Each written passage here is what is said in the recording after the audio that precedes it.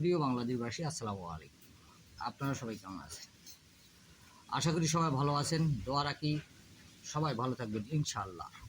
কিন্তু বাংলাদেশের মানুষের সঙ্গে একটি বিশাল অন্যায় এবং দুর্নীতি করা হয়েছে, যে দুর্নীতি আপনারা ধরতে পারেন নাই, সাধারণ ছাত্ররা তারা ধরতে পারে নাই। কিছু মানুষ পরিকল্পনা করে আজকে এই রাজনীতি বাংলাদেশে করতেছেন।